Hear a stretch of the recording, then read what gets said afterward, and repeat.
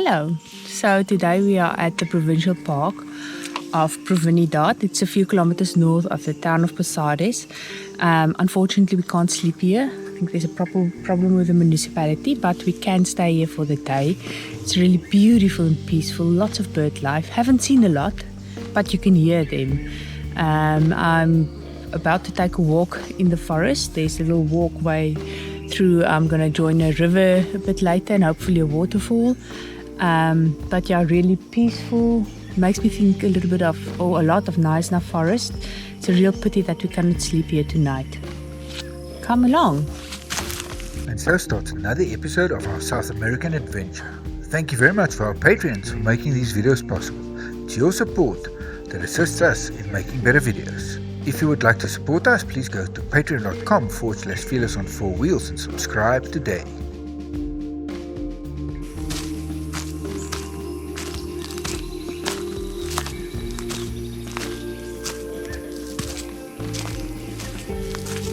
You see what I mean?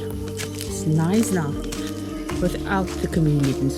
So I've reached the remains of the waterfall. It's not a lot of water coming down due to the drought. I did manage to wet my hair a bit because they're quite dirty. But yeah, have a look. It's louder than what you can see. So have a look. It's coming from the top, a little bit of water. Our journey continues through northern Argentina as we follow the river that separates Argentina and Paraguay.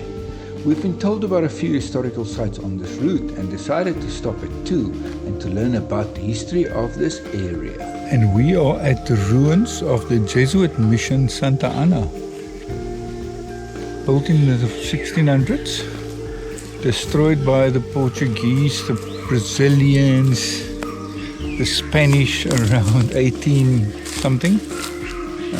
We just saw, first time I learned about the Jesuits, and unfortunately it's only the foundations and the ruins left, but let's go and see what we can learn about these guys. First impressions, Annie? Very peaceful and tranquil. I can sleep here. And very interesting bird noises. I hope the camera picks it up.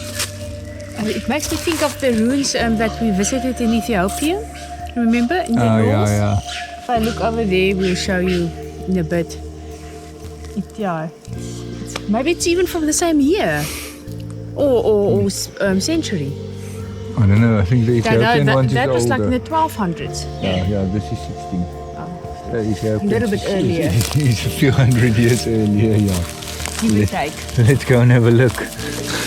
The Jesuits was a sect of the Catholic Church. They were considered quite radical for their time. They opposed slavery and believed in creating a heaven on earth. They also learned the languages where they settled and translated the Bible into local languages.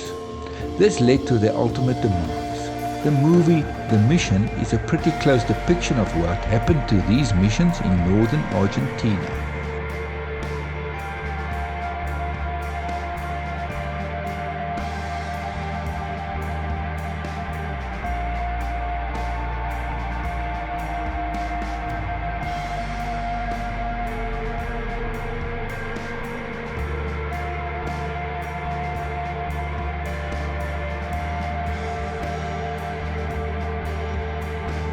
I was really impressed with how wheelchair accessible this site was made. Thanks again, Argentina, you keep impressing me with your wheelchair accessibility.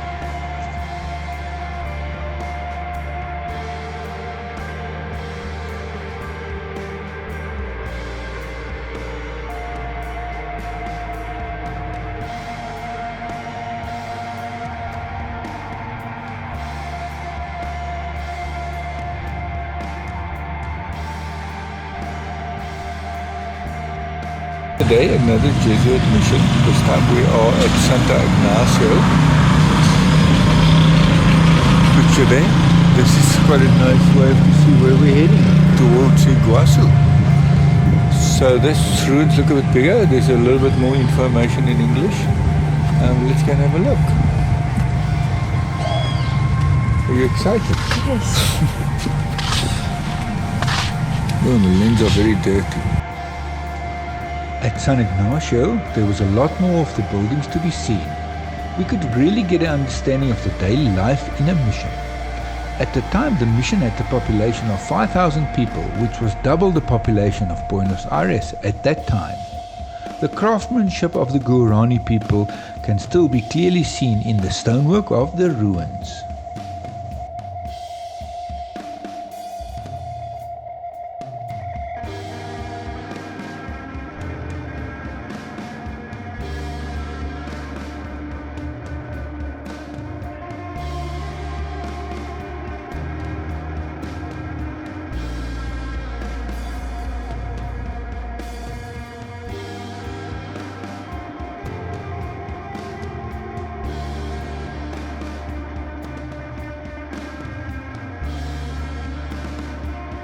Kareen is visiting a museum twice on one day.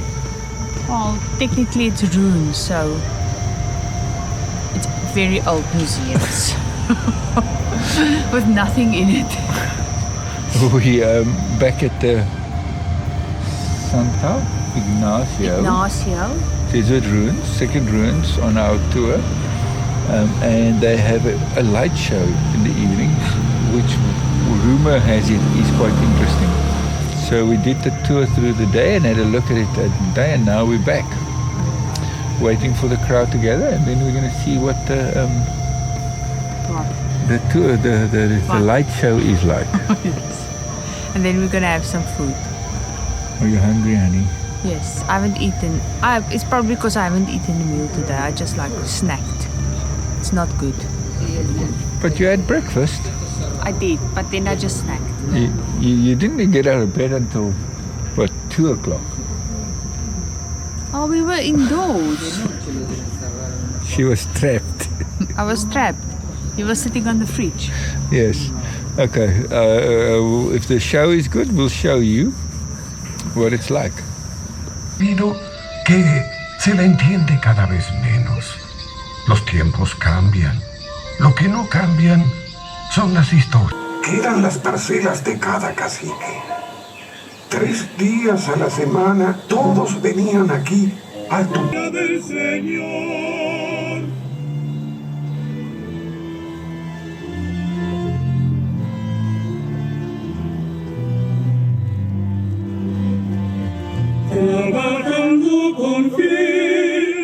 And then we were off to Porto Iguazu, our last stop in Argentina.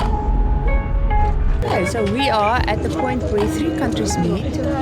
Brazil, Argentina and Paraguay. I was wondering whether the grass is greener on the other side.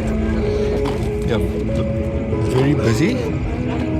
Even on the other side you can see the traffic stacking up. Yeah, one of the rare places on earth. The other one is Botswana, Namibia, South Africa and Botswana, Zambia. Namibia, Zambia and Zimbabwe. Yeah. That one we never reached for some reason. It's a bit less paved to get there. And very remote. It's got a specific name. I'll put the name of the place where borders meet on. I can't remember now. I had a few beers while watching the rugby.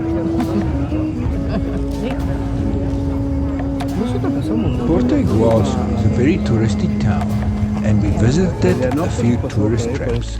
This one had a good message. All the buildings was made from old trees that was taken when deforestation was at its peak. It shows the size of the trees that used to grow in this area. Even the doors and furniture were all made from solid pieces of a tree. The roots of the trees were also on display. It was an interesting way of raising consciousness about deforestation. Our second stop was a butterfly display, where we could spend time observing and learning about the different butterflies that live in this area, what they eat and how they breed. The striking colors and variety really impressed us. The pleasures of Argentina is the ice cream. sold by the kilo. This is a quarter kilo. You get 2 flavors if you pick a quarter kilo. 3 flavors if you pick half a kilo. Kareen prefers the red wine. Me le encanta el vino blanco. Tinto. Tinto, rojo. And our car is designed for ice cream because there's a cup holder that fits the quarter kilo ice cream perfectly. And my bottle of wine fits in here. Yes. So it's not advisable to drink and drive. So slowly saying goodbye to Argentina, and thank you by celebrating with some ice cream. Okay, so today is the day that I'm going to cut my hair. It's been in my mind for some time, especially since we are going to go into warmer areas. You won't really believe it if you look at the weather today. So I was thinking quite short. It hasn't been so short since that disastrous cut in 2003. So hopefully, I'm not going to go so short again, but yeah, it's now goodbye to my tresses. Let's see. My hairdresser will probably not be able to speak English, but I can speak broken Spanish. Okay, see you now. She's been thinking about this and not being very positive about cutting hair because last time she hated it. Yeah, but I'm not going to cut it so short this time. So if I want to grow it out, it's going to be all even, so it can just go down. It's not going to be mushroom hair. Always look on the bright side of life. Yes, hair grow. Yeah. Okay, cool. Yeah. Nervous are you, Annie? Well, she looks like she knows what she's doing. Yes, I'm sure she knows what she's doing. Yeah. So I put faith in the universe and in her.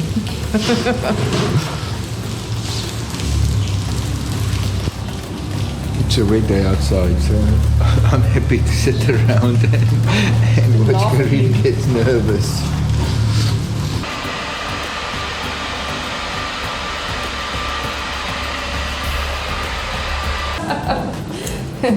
Yo soy nervioso.